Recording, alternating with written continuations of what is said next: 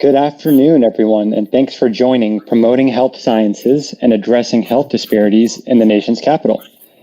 My name is Afan Sheikh, and I'll be moderating today's discussion. I'm a manager with Hyatt Brown's P3 Infrastructure and Real Estate Advisory practice. Hyatt Brown is a national engineering and advisory firm that helps mission-oriented institutions advance objectives related to the management of their infrastructure and real estate assets. I'll start off by introducing our esteemed panelists that you see in front of you and provide some background on Howard University Hospital and its partnership with Adventist Healthcare. Then we'll launch into our panel discussion and wrap up with audience Q&A. So if we can, start the slideshow. So first, let me introduce among our panelists on the next slide here, Bob Haycox, who's a co-founder and managing director at i3 Healthcare Consulting, which delivers focused, high-quality business consulting solutions to healthcare organizations located in the Mid-Atlantic region. With 40 years of healthcare consulting experience, Bob is regarded as a consulting partner of choice for hands-on strategic, financial, and operational advisory services, and is often sought after to provide interim management leadership. Chris Helmrath is the founder and managing director of SC&H Capital, the investment banking and advisory practice of SC&H Group. His team is advised on over 800 transactions totaling over $80 billion. 800 transactions totaling over $10 billion. Sorry about that, Chris. Still, 10 billion is a great number. Chris's personal advisory experience spans various industries, including healthcare, federal government contracting, information technology, manufacturing, distribution, business services, and not-for-profit entities. Jay Brown is chairman and managing director at Hyatt Brown. He has over 25 years of experience advising public entities, economic development corporations, and universities in the development and execution of performance-based infrastructure and public-private partnership, real estate, and infrastructure transactions. Jay has helped federal, state, and local government clients, as well as university clients, reduce costs, eliminate deferred maintenance, generate revenue, and procure needed capital improvements through appropriate PBI and P3 transactions. And finally, once again, I'm Afan. I've got over 10 years of public sector and advisory experience in economic development, strategy, and program management, and understand the needs of public and nonprofit organizations. So all of our panelists are currently advising Howard on this exciting endeavor that I'll describe now. So if we can move on to the next slide. Just for folks who either aren't in DC or are unfamiliar with DC and where Howard is, Howard University Hospital is centrally located in Northwest Washington, DC in the Shaw neighborhood. It's a level 1 trauma center and a level 3 NICU. It opened in 1862 as Freedman's Hospital to provide medical services to former slaves seeking refuge in Washington, DC. Freedman's Hospital partnered with Howard University in 1868 to train African Americans in medicine and remains the only teaching hospital located on the campus of a historically Black college or university. So here on the map of DC, the red dot is where Howard's located, and then in the map next to it, the darker shade is the Howard University campus, and the red outline is where Howard Hospital is located. And also pictures of old Howard Hospital and Howard Hospital today. Today, there are over 1,750 students, faculty, and staff across Howard's 4 health sciences colleges. Those are the colleges of medicine, dentistry, pharmacy, and nursing and allied health sciences. As the nation's primary training facility for minority physicians working in medically underserved areas, Howard University Hospital benefits hundreds of cities and rural areas across the country. So if we move to the next slide, I can talk about the current health sciences concept and Howard University's partnership with Adventist Healthcare. So in February 2020, Howard and Adventist signed a 3-year management services agreement that began that month. As part of that agreement, Adventist agreed to work with Howard to build a new replacement hospital as part of the overall strategy to continue serving the community and region. In April last year, Howard, Adventist, and the District of Columbia announced the vision for a new interdisciplinary healthcare and STEM corridor anchored by a new hospital and health sciences complex on campus. That includes a new hospital, a new medical office building, as well as 5 centers of excellence that focus on sickle cell, women's health, oral health, trauma and violence prevention, and substance abuse. So with that background and orientation of both Howard University and its partnership with Adventist, let's dive into our discussion. So Bob, I'll direct the first question to you. Why did Howard, an academic institution, and Adventist, a nonprofit community health system, embark on this partnership? What are the partnership's objectives? And Bob, you're on mute right now. I would describe, first of all, for Howard, the board of the Howard organization is in charge of the university, which encompasses as well the hospital. Some number of years ago, in the mid-teens, probably within the last 10 years, the Howard Hospital went through a rather dark period financially, and the university was forced to underwrite the losses of the hospital. And in that time, the board began to search for what would be the long-term alternative to taking on this risk. It was at that point that they decided they would go out and look for partners who might be, one, better at running a hospital, having greater experience, and two, might be a system that could take advantage of various economies that system would bring, not leaving the independent view that they had, but adding to what Howard was able to accomplish. Probably the best example of this was back in March of last year when the pandemic struck, and what would have been a very heavy lift for the Howard organization to equip its organization with PPE and all of the various equipment it needs to support a COVID response. The Adventist came to the rescue, being in the first month of their new management services agreement. So with that sort of as a backdrop, that was kind of the proof in the pudding for the Howard decision. And the other reasons that they chose Adventist as in particular was primarily due to mission. The Adventist system has a strong calling for serving the underserved. And from the board's view, that was critical to what Howard wanted to be in the future. So as a combination, the Howard academic programs were very well seated with the Adventist mission, and therefore the partnership was formed. Their objectives moving forward are to improve the operation of the hospital, provide a greater and broader list of academic programs for the residencies, and to serve the community not only around the Howard Hospital, but extending into wards 7 and 8, which are to the east of the hospital and some of the more underserved areas of the whole community of Washington, D.C.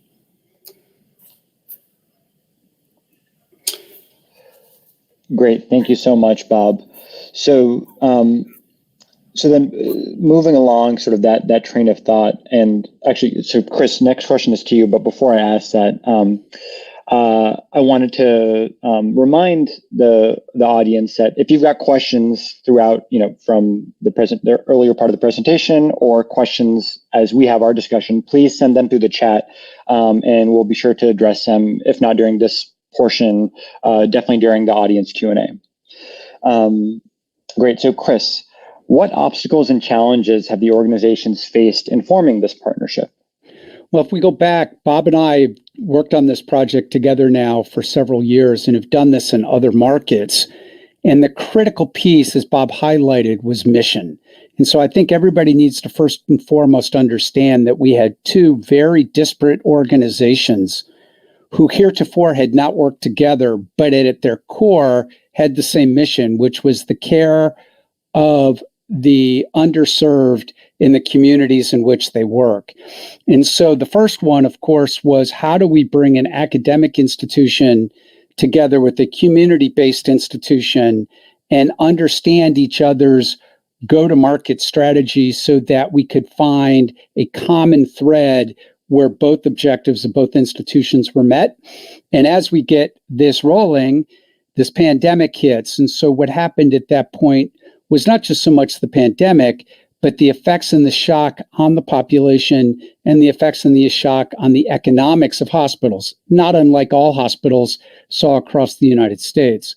And in that, with some of the things that were going on in Washington, D.C. over this last year, it caused strife in the communities at the same time. So together with caring for a population that is underserved, where economics were then strained and communication was tantamount to helping people to understand what was the pandemic, how do you still care for yourself, and that we're here for you and our doors are open. I would say all of those together were the greatest challenges that they collectively faced. And I think we're all very proud to say that they've come through it exceedingly well. They've stayed true to the mission on both sides and worked very well with the political powers in Washington, D.C. to get through a very tumultuous year in the District of Columbia. And we look forward to where this can go in the future. Great. Thanks, Chris. Jay, shifting gears a little bit and focusing more on the some of the details around this partnership and the transaction. So can you describe the plans for the real estate around the existing hospital and the critical role that the District of Columbia's contributions are playing in the project? Sure, Yvonne. And Yvonne, I'm going to give you the okay to give me a hand signal if there's any problem with my internet connection. It's been a little buggy today. Thanks for the question.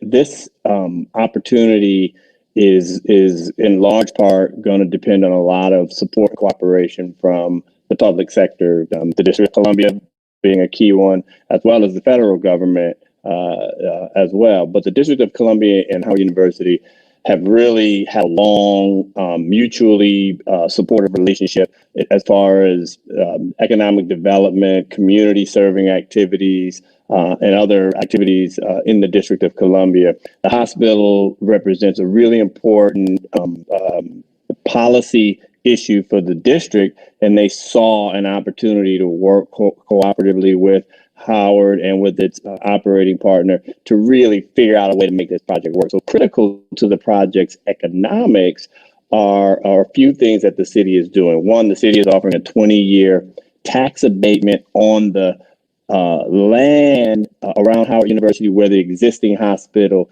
is located. So when the new hospital is built, the old hospital will no longer need to be on this site. And this site is in a very high value, if you will, part of the city for economic development and commercial real estate development. So what the city has done is says, they passed legislation in August that offered a 20-year tax abatement to Howard to be no more than $11.25 million per year for a total of $225 million maximum. That's a very significant contribution.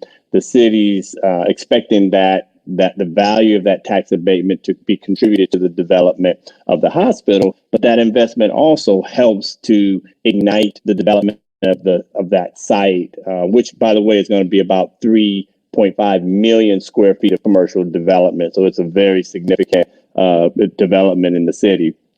In addition, the city is providing a $25 million infrastructure grant to help support the infrastructure on Howard's campus and around Howard that's going to be needed for the new hospital. Also very significant contribution. You mentioned the Centers of Excellence. The city is going to provide 6 years worth of funding for the Centers of Excellence, around $26 million worth of support for that effort. And the city is also willing to become an anchor tenant in office development that will be on the existing hospital site. The existing hospital site will be a major mixed use of housing, office, residential, retail, and the city has committed to being a tenant city office location on the site. So all of those are very significant contributions that will help facilitate not only support for the hospital, but will facilitate economic development around Howard University. Thank you, Jay. So Bob, if I can come back to you, in your last response, you were discussing the theme of mission and how that was critical to both Adventist and Howard, and in their delivery of care.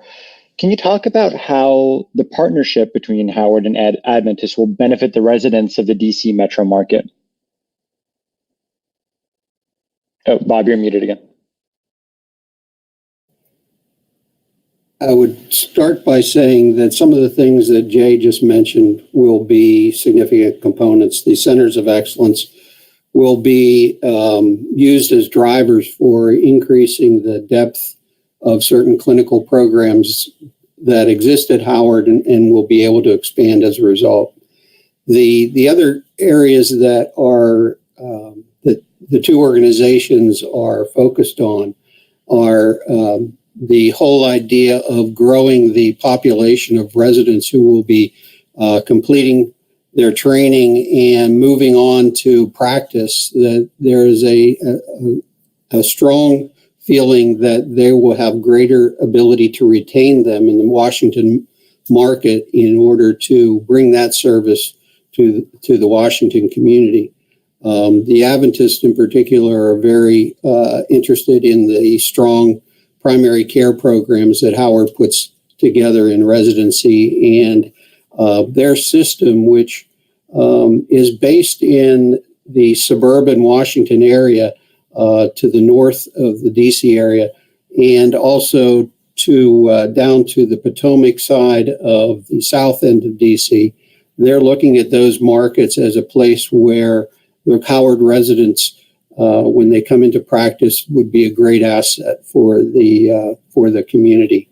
And as I mentioned before, the 7th and 8th wards, which are across the Anacostia River from Howard Hospital, are and have been for quite a number of years a strong base of the Howard service.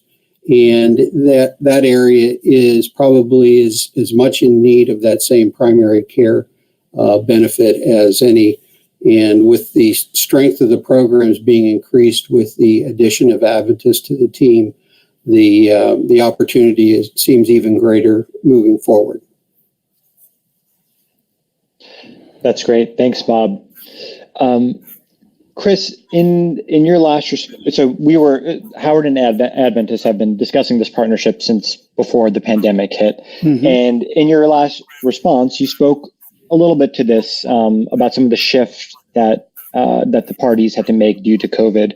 So can you speak about how else COVID has impacted both sides and how they're thinking about the partnership and the provision of healthcare and the delivery of these new facilities?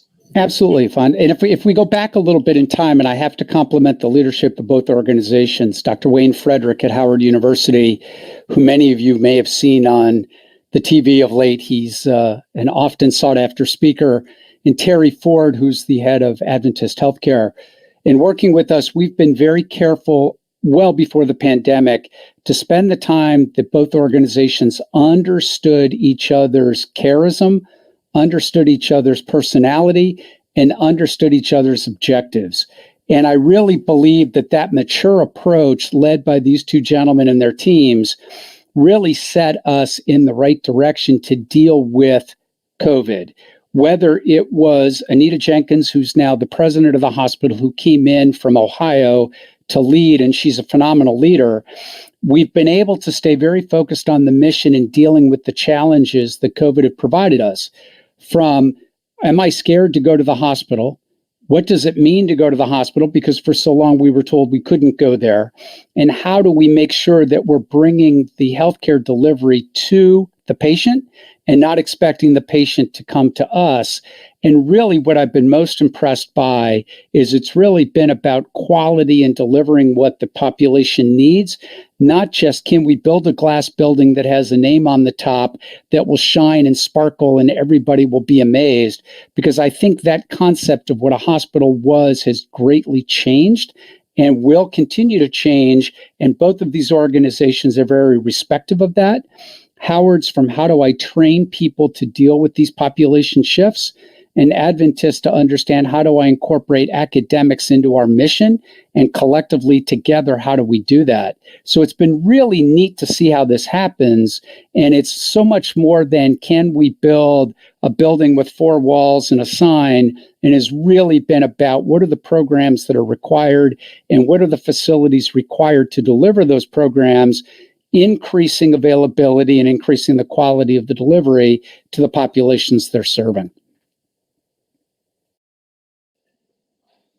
That's great, Chris. Thank you. Jay, we've been talking about this partnership and how it started last year. Can you tell us what the current status of the partnership is today? Sure, Afan. And as Chris and both Bob mentioned, the 3 of us have been supporting the university and Adventist in putting this opportunity together for quite some time, well before the pandemic, and then maybe even well before then. And we've been studying this issue for a much longer time. I think that the university and Adventist are very close to sort of putting together all of the components that they need to be able to understand all the business terms and not only related to the existing hospital, but for the new hospital as well.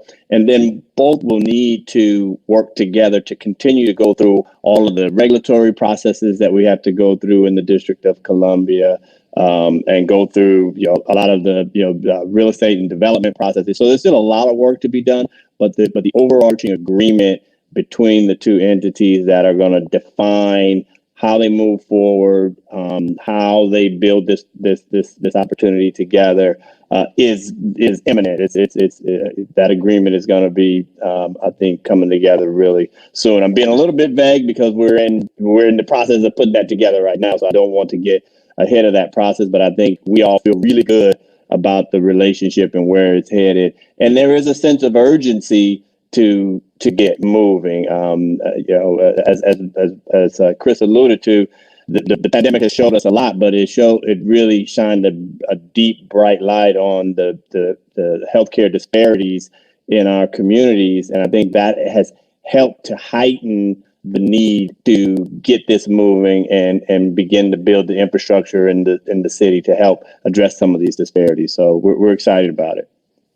And if I can, one of the things that I think has been unique in this that I haven't seen in many of the transactions that I've been fortunate to be a part of is Jay and his team working with the real estate resources have really, really, really been in the room listening to the programmatic discussions and the delivery discussions, and been able to take that and bring really thought-provoking ideas around how do we make the real estate fit what these mission-specific things are versus, hi guys, here's the building, go figure out how to use it.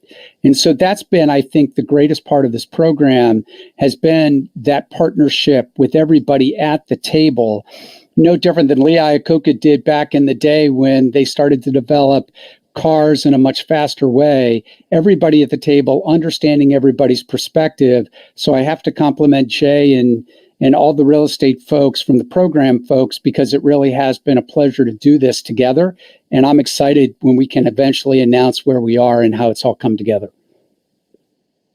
So I thought I have to just say one thing. Is the Lee Iacocca analogy meant for me or Dr. Frederick or Terry Ford? No, it's that you brought everybody together instead of each side off in their own camps. We've all really been in the same conference rooms in the last year on the same Zoom calls, and everybody's hearing what everybody's doing, even if it isn't directly relatable to exactly what they've done, so that we haven't missed anything. And I think that teamwork, if anybody is listening and involved in these, that's critical, especially as the entire healthcare community has shifted as fast as it has, and the delivery models have shifted as much as they have. Without that, if we had all been working in silos, we wouldn't be where we are today. No, I totally agree. A little virtual humor there, or an attempt at it.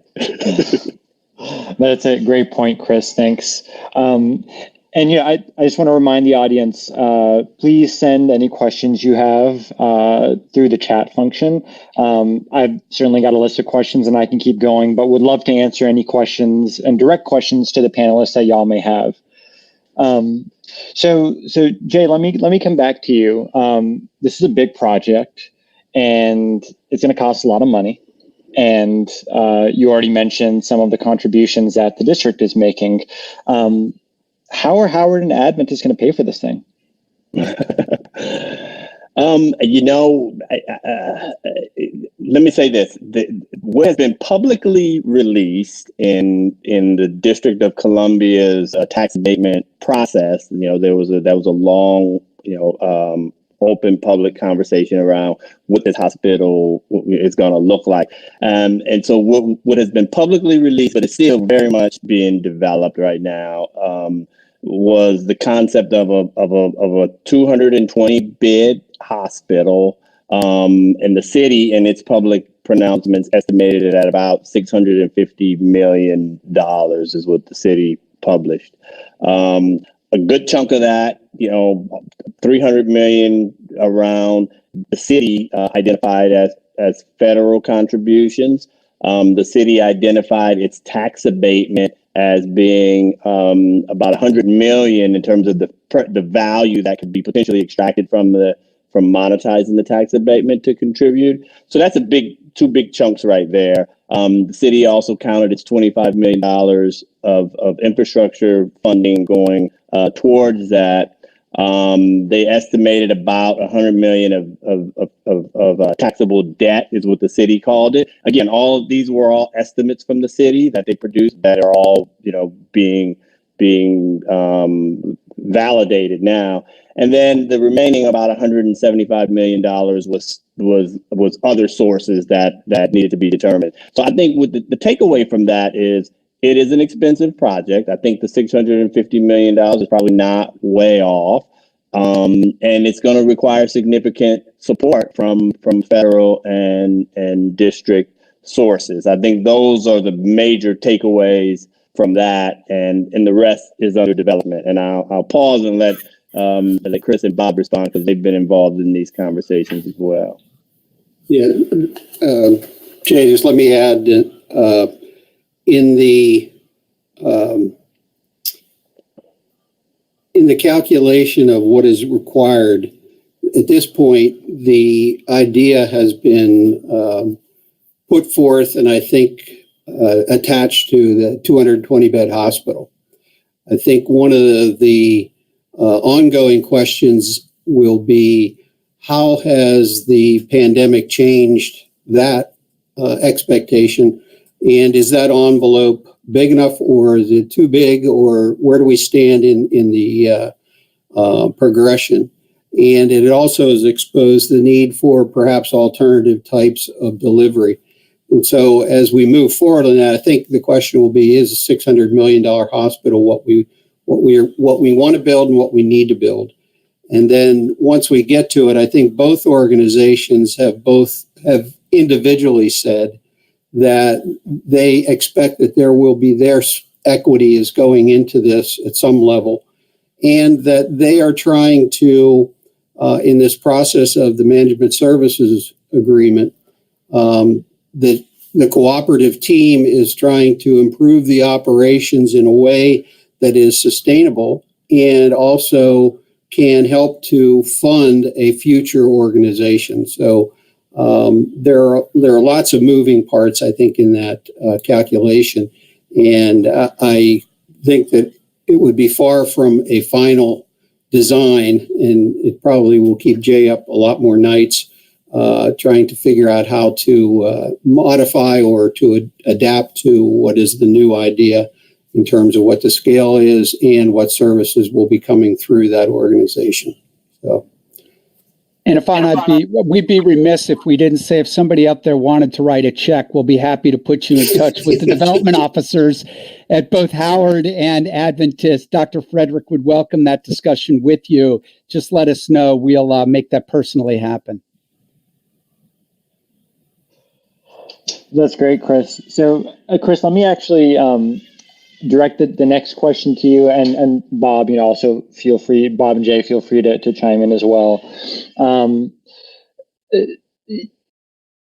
We alluded to this a little bit earlier in the conversation, but I know we've had conversations before about some of the risks associated with public funding and changes in administration and being dependent on public funding.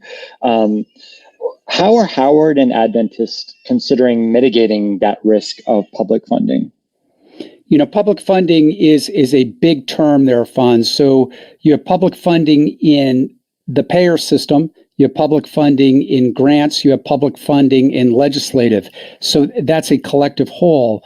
And where we realize that we're dealing with an underserved and underinsured population, that is a gigantic risk for any number of reasons. If a decision is made, say in Washington or in the political realms of anything down through to us, it could have ramifications to the delivery that we have, versus so many hospitals that may have the ability to have a strong private pay, commercial pay kind of an environment.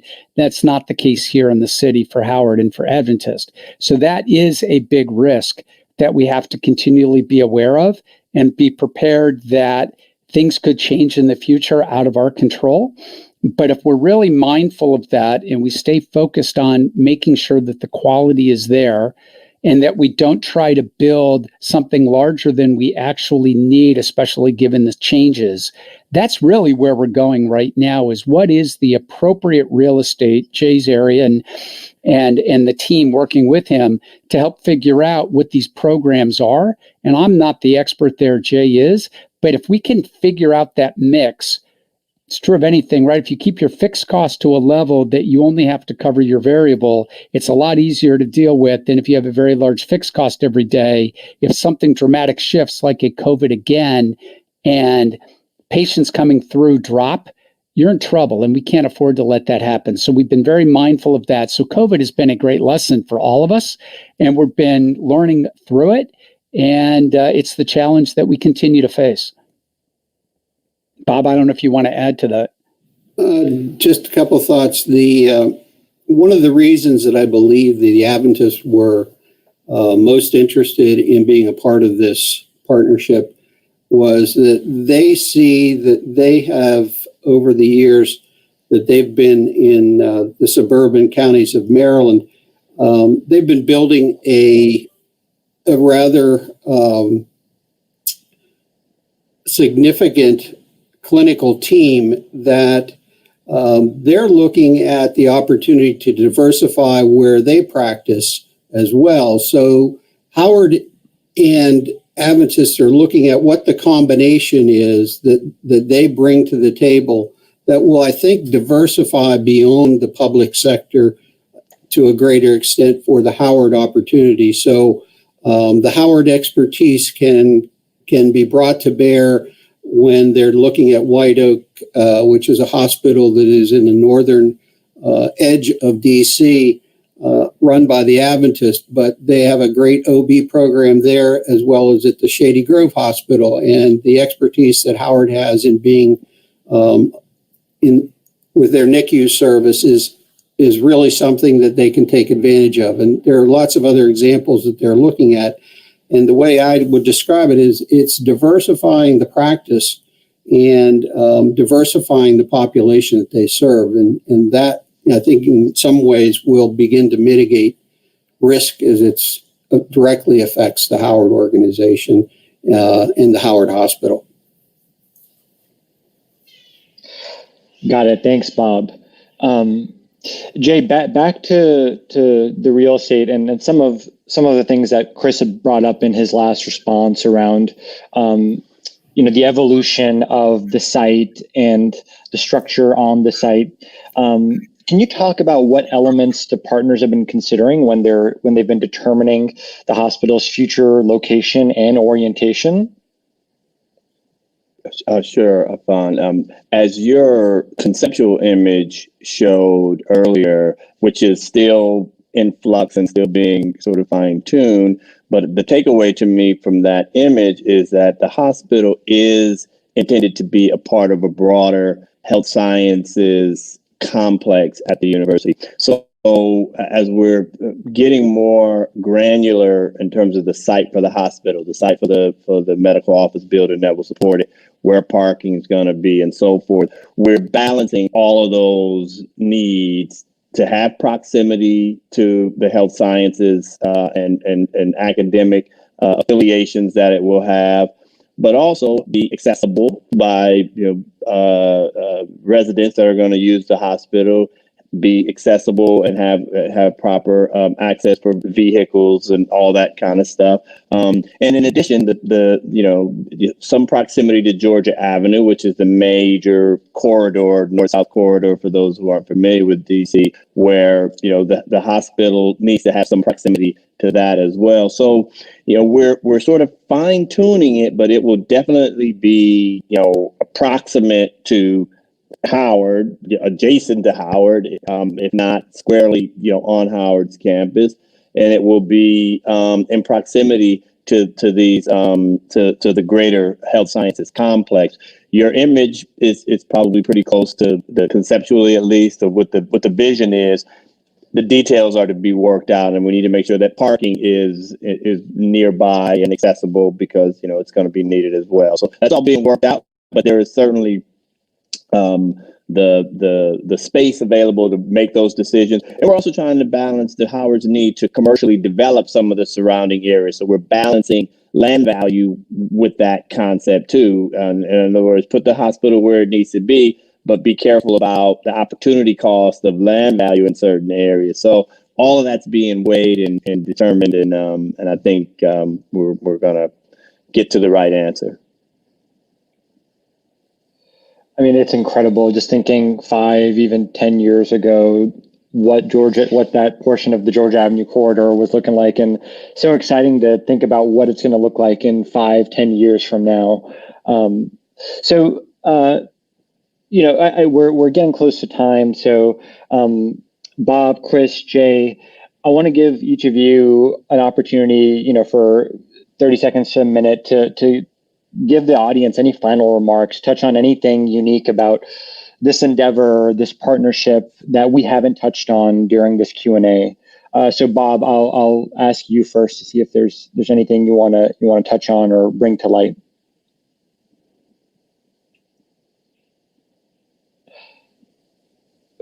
Bob, sorry, you're on mute. Sorry about that. Need more practice. No, I think I'll give my time to Chris and Jay. All right, Chris. Like a good partner, right, Bob? He punts. The mission at the beginning of this entire project was, how do we continue to train minority physicians, dental students, pharmacy students, and provide nursing opportunities as well as residency and fellowships for people who are looking to care and understand the careism that Howard's delivering. And we can't forget that. And so in the middle of the disparities of health, anybody that doesn't appreciate that, come spend a little time with us in Washington, D.C. It's there. It's on display. And Howard is tackling that. And with Adventist, I think we're going to make a real difference.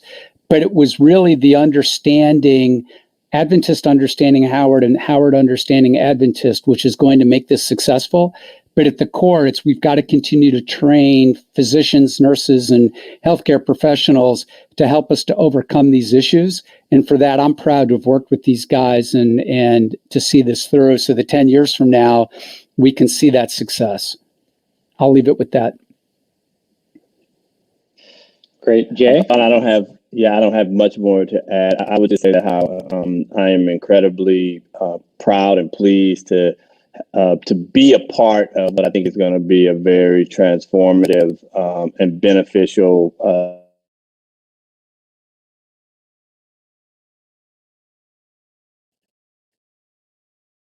I think we may have lost Jay.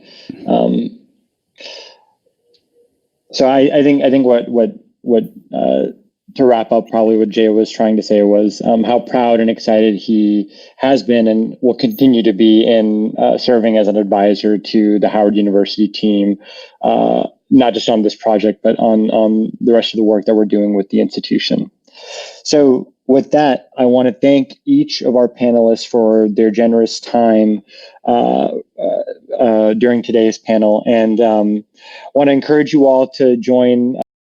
I think most of us are planning on participating in the BYOB happy hour, I guess happy hour for the East Coast, and maybe a mid-afternoon drinks for the West Coast folks. So